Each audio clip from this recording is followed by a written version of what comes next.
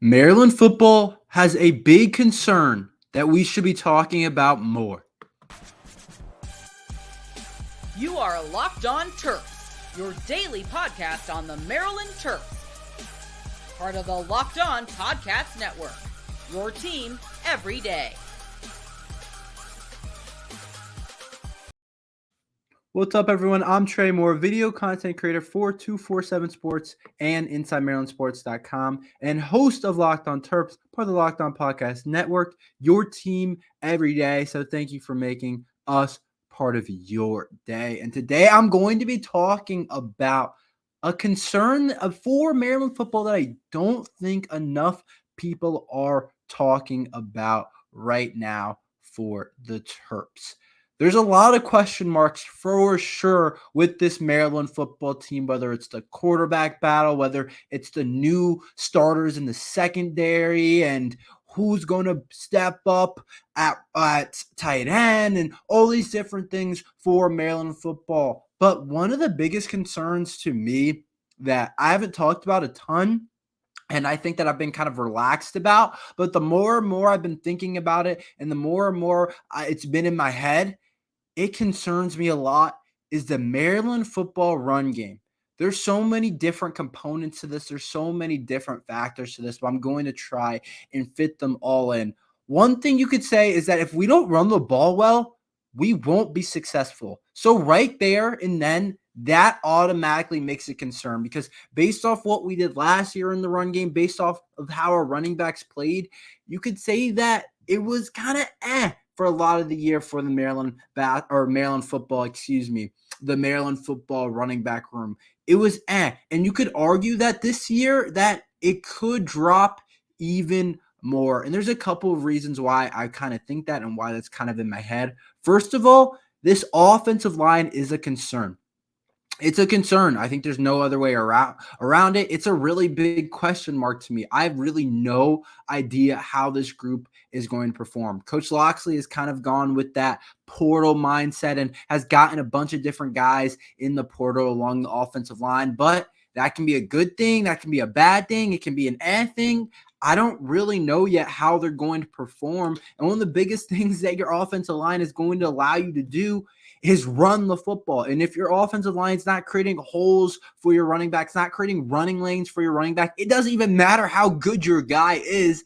He's probably not going to be that successful in the Big Ten against some really good defensive lines. When I think about Penn State, they got dudes up front. When I think about Oregon, they're going to have guys up front. USC, maybe, but there's some other teams that have good players up front. Everybody in the Big Ten always seems to have good defensive linemen. That's one of the things for sure that's definitely a product of the Big Ten and the SEC. And I'm looking at it and I'm saying, okay, there's some decent players, maybe good players, maybe some players, but I don't know exactly how this offensive line is going to look. It's a really big question mark, because some of these guys, most of these guys that are going to start, haven't really played at Maryland, and the couple that haven't always played the best ball. Like I look at Alan Herron, he hasn't played in the level of Big Ten. Kyle Long's been up and down for Maryland. Josh Kaltenberger played at Purdue. Yeah, that is the Big Ten, but still, he's a transfer at center. It's not always easy to come in and play center. Bao Alou from Georgia, he's a question mark. Was he not able to get time at Georgia just because there's so many great offensive linemen there and it's really tough? Or was he just not quite getting it done? Was he just not quite good enough? Connor Fagan, he's been up and down for Maryland football. And so there's so many different guys. Marcus Dummerville, up and down. And we just brought in the kid Isaiah Wright from Buffalo, who I think is going to be a pretty good player. But you just don't know with this offensive line. And so when your offensive line can't block right in the run game, your running back room isn't going to get going. And so I'm looking at this running back room and I'm saying, Roman Hemby, really good player. He could be potentially like an all Big Ten type of running back if we get back to 2022, where he had 188 carries for 989 yards and averaged 5.3 yards per carry. That's an awesome spot to be at 5.3 average. Last year only averaged 4.8, which isn't like bad, but it's not where we kind of want it. You probably in college football, you probably want that number above 5 for a back of Roman Hemby, a back that is as good as Roman Hemby is. I think that he is, but it could be even worse this year. Right now on this offensive line, there's nobody that I'm like, oh my gosh, I feel confident about them being a good player. There's nobody. I'm sure somebody's going to step up and it's going to be a pretty good player, but there's not a single guy up there up front that I'm like, yeah, they're going to be able to run block really well for Roman Hemby and be able to create lanes. And so I'm looking at it and I'm saying last year I felt good about Delmar Glaze, and some of those guys up front actually ended up being solid type of players. Delmar Glaze went in the 3rd round, but this year, there's not a whole lot of experience in terms of Big Ten football. There's not a whole lot of guys that I feel like are coming in and I feel confident in. So I'm not sure that the run game is going to get going the way it's supposed to be. And yeah, we have other guys in the backfield as well, Roman Hemby and Colby McDonald, but Colby McDonald's due for regression. Last year, there were games where I was like, Colby McDonald just doing things that he's really not supposed to be doing. He ended up averaging 5.8 yards per carry last year, and there was games where he was just kind of unhuman-like, and then it absolutely slowed down, and regression was kind of due for him because the first couple of games, Towson, 6 yards per carry, Charlotte, 9 yards per carry, and that's with it getting 8 carries. UVA 7.5, Michigan State 7.6, and then he regressed. Ohio State 3, Illinois 2.5. Penn State -3, Nebraska 2.5. And so I'm looking at it and I'm saying a guy like that who still ended up averaging almost 6 yards per carry is due for regression. And I'm concerned about the running back room. And I've been really high on Nolan Ray as well. I think he's a really good player. Let me say this. I'm less concerned about the running back room and them being able to get things going. I'm more concerned about up front, them being able to create lanes for the running game. I don't think that we have a talented enough room where it's like our offensive line can be bad and we still have an 1,000-yard rusher. I don't think we have those type of guys in our running back room, and that's kind of a rare type of guy. You don't really see that many people in NFL, college football that can have poor offensive line play and still have a really good running back season and still be able to run the ball. And the other part that leads me to saying that this is a big concern for Maryland football is this is a different team. And I don't know who technically is going to be the quarterback yet. I feel pretty confident that it's going to be MJ Morris, but I don't know. People said Billy Edwards has a real chance as well. And I've said it. With Billy Edwards as a quarterback, you're going to have to change your entire team. You're going to have to change the offense. It's not going to be leading the Big Ten in passing attempts anymore. You're going to have to run the ball a lot more. And so I'm looking at it and I'm saying with a new quarterback, and if it's MJ Morris, it's a new system for him. If we're not able to run the ball, can we be successful? And that leads me to my first point that I have made, that we might need to be able to run the ball to be successful this year on offense. Last year, it wasn't that. Last year, we passed the ball a ton, and we still found ways to be really good. And even at moments, we could have used the run game in moments for sure. But for the most part, we were able to be a successful offense by throwing the ball to a really talented wide receiver trio. That we have 2 of those guys back next year, or I guess you would say this year. But still, it's like with the new quarterback, a guy that's going to have less experience. Billy Edwards isn't a guy that just you're going to give the ball to throw 50 times in a game. You're just not. And MJ Morris, it's like, okay, he can probably be a little bit more consistent than Billy Edwards, but at the same time, new system, everything's new for him. Just new play calls, new receivers that he has to get used to. Everything is new for him. And so I'm saying it helps, and the biggest thing that can help a new quarterback is the run game. And I just don't think that how we've played previously, how the offense has been, we're throwing the ball over the place, is just going to be able to work this year for Maryland football, because I don't think that our quarterback play is going to be up to where Talia has had it, and I just don't think that we're going to be able to have that type of team where we can just pass the ball. We're going to have to get into some third and comfortables. It's not going to be 3rd and long, 3rd and 8, and we find Caden Prather for a 15-yard route down the field, or it's 3rd and 11, but we find Ty Felton for 20 yards down the field. I don't think that we have that type of team. I think it's going to be like, oh, we run the ball on 1st down. Oh, it's 2nd and 4 instead of 2nd and 10. And then it's like, oh, there's a quick pass to get a 1st down, or oh, it's 3rd and 2 because we've run the ball well, and then we can get MJ Morris outside the pocket maybe and allow him to make a play. There's a lot of different things that goes into it, but basically I'm saying, to sum things up, I don't think our quarterback play is good enough to win without a run game. And but I'm having doubts about our offensive line being good enough to create a run game. So you see where the problem is. And so it's going to start to be a domino effect. It always starts up front. It always starts up front with the team and with the offense.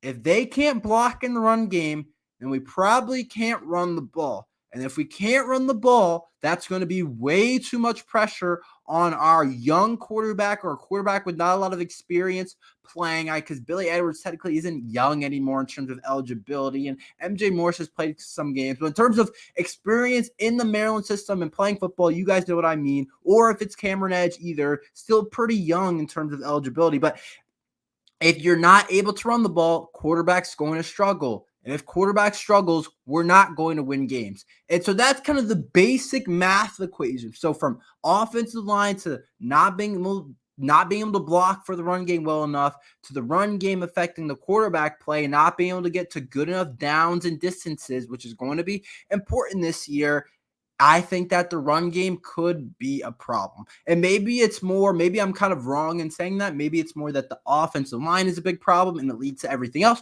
because I do feel the running backs are plenty good enough that if the offense line is just decent, I think that the run game will be pretty solid. I do think that. I have a lot of confidence in that room. But I don't have a lot of confidence in the offensive line that they're going to be able to create the proper run lanes that we need, especially in some of these better games against some of the better teams that we're going to be able to play early on the season, when we're playing some of those teams where it's like, oh, we're going to blow them out. Who in the schedule is like that? We have Villanova. We have some of those teams that just aren't very good that we're going to be able to, or we have UConn. There's a couple of those games where it's like we're going to just be able to win easily, even without, Villanova, UConn in the first game, that without a run game, we're going to be able to kind of just win. But that's why I'm saying the run game is a huge concern for Maryland football. So a little Joe Lunardi bracketology came up, a way too early bracketology. Let's talk about it for Maryland football. I'll talk about that, or Maryland basketball, excuse me. We'll talk about that after this ad from eBay Motors.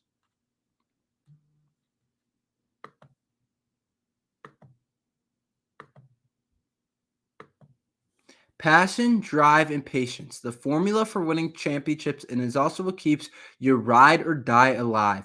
eBay Motors has everything you need to maintain your vehicle and level it up to peak performance, from superchargers, roof racks, LED headlights, and more. Whether you're into speed, power, or style, eBay Motors has got you covered with over 122 million parts for your number one ride or die. You'll always find exactly what you're looking for. And with eBay Guaranteed Fit, your part is guaranteed to fit your ride every time, or your money back. Because with eBay Motors, you're burning rubber, not cash. With all the parts you need at the prices you want, it's easy to make your car the MVP and bring home huge wins. Keep your ride or die alive at ebaymotors.com. Eligible items only, exclusions apply. eBay Guaranteed Fit, only available to U.S. customers. So Joe Lunardi's way too early bracketology came out, and I want to start by saying this. I'm just glad that he has Maryland in the tournament. To be completely honest, after what we did last year, after the struggles that we had last year, I'm honestly just glad that Maryland ended up being in his tournament, in his field. But at the same time, I do think that they're a tad too low, maybe even a pretty big. There's a pretty big margin, which maybe I'm not on the same page. And Joe Lunardi's the expert here. He obviously knows more than me about college basketball. I'm more thinking about it just from Maryland basketball's perspective. He thinks about it more from everybody else's perspective. But he has Maryland ranked as an 11 seed next year on his way too early bracketology, which I think if you told me right now that we're in the tournament as an 11 seed next year, I'd probably take it. I think I would take it because of what we saw last year. And I think you just want to be in the tournament at the end of the day. And an 11 seed, it's not great, but it's still, you're in the tournament, you're in the dance, you're still dancing. So you're going to feel good about that. And I don't think if we end up being 11 seed at the end of the year, I don't think anyone's going to be like super mad that we're an 11 seed, even though I think that our talent's better than that. And that's kind of what my take is. I do think that Maryland basketball in 11 seed is low for them. Or would you say high or low? Whatever, however you want to think about it. I think that they should be a lower seed in the tournament. I think that they more are like, I'm thinking 7, 6, 5 range, from 5 to 7 to 8 kind of ish range. That's kind of where I'm at with it, with the talent that we have and the pickups that we had this offseason. I really believe in this roster. I really believe in this team. And I think that Joe Lunardi, he's sharp. Obviously, he knows what he's talking about. And I could be completely wrong. But I do believe that the talent that we have is more closer to in 5, 6, 7, 8 seed when you think about it. Really, a lot of it depends on what Maryland decides to do with their last spot in the portal, because they do still have another spot if they're going to add somebody. But when you think about it, what the team is right now, first of all, I think we potentially have the best front court in college basketball. I don't know if you could say that anybody has a better front court than us in college basketball. And I don't know exactly everybody yet. And I don't know exactly, as the season comes, you'll really kind of have an idea. But you got to say, Derek Queen and Julian Reese, that might be the best front court in all of college basketball. I really think it is. And it's a perfect balance of a veteran and the young, as Dick Vitale says, diaper dandy in Derek Queen, who is coming in with a lot of pressure on his shoulders to bring back this Maryland basketball program back into March. So we come in with the 5-star, and then we have the guy returning, and Julian Reese is one of the best bigs in the entire country. So I think it's a good balance there, and I think you're looking at that and you're saying, okay, that's a pretty good start. And front courts dominate in college basketball. Zach Edey, Purdue, went all the way to the national championship game. Klingon at UConn, national championship game. If you have a good big, it really is a big deal in college basketball. In the NBA, it's a guards game. It's more about the guards, for sure. In basketball today, a lot of it is about the guards. But in college basketball, having a good big and having 2 good bigs can really hurt someone's gameplay. And we're also just going to be able to shoot the ball so much better this year. If we shot the ball better last year, I don't know what we could have been. We could have been probably a lot better of a team, but we just couldn't shoot. Well, I'm thinking about if Deshaun improves his shot. I'm thinking about we bring in Rodney Rice. He's a really good three-point shooter. He's known to shoot. Selton Miguel, really good three-point shooter. And then I'm also thinking about Jacoby Gillespie. Shot a good percentage at Belmont. And so I'm looking at the guys that we brought in this year, and I'm saying, okay, I think that we're going to be able to shoot the ball a lot better as well. I also think we have depth.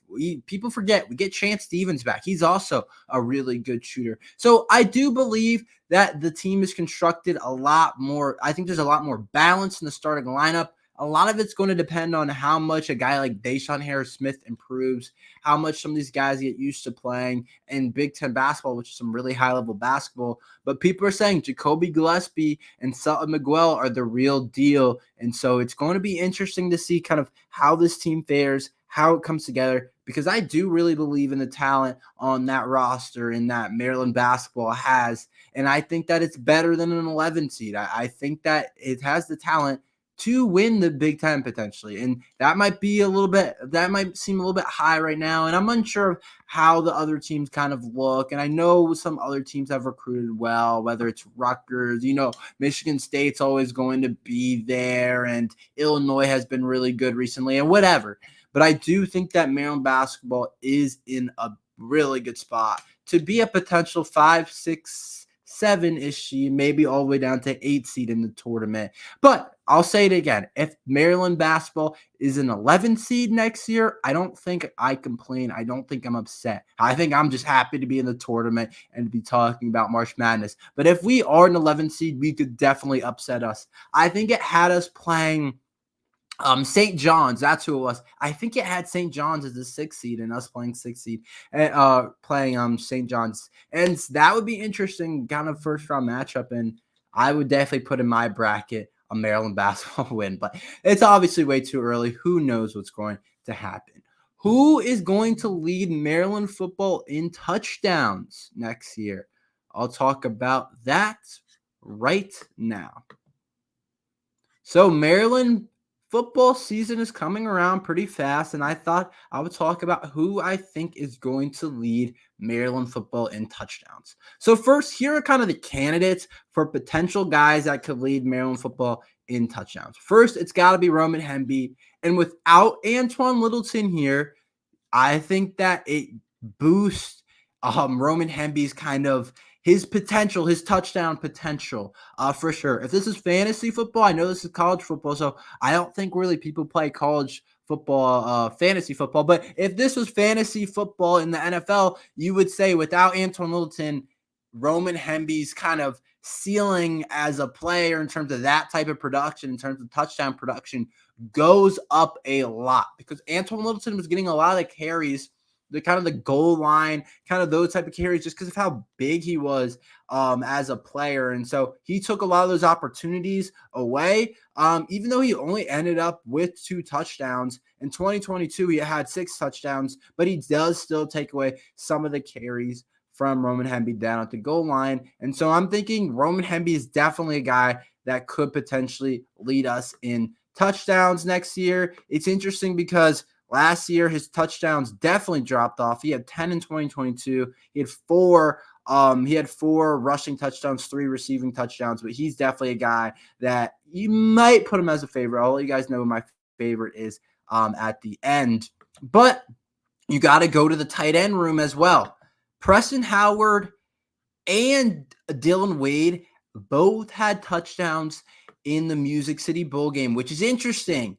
Those guys are both going to be threats down in the red zone. And Preston Howard might be our biggest threat in the red zone in terms of receiving because he's 6'6", and he can move and he can jump. He has a basketball background in him where he's been playing He's played basketball at a pretty high level in his past in high school. And so I'm looking at Preston Howard as a guy that could potentially have more touchdowns than people expect. He could be a sneaky guy that could lead us in touchdowns. I honestly doubt he probably does it, but I think he's a guy that could potentially get some touchdowns next year. Only had 1 last year, and like I said, in the Music City Bowl game. I'm thinking about Corey Dyches, him taking his role. Corey Dyches had 2 last year, had 4 in 2021, though. I'm not saying Preston Howard will, but he's just a guy in the red zone that could be really beneficial.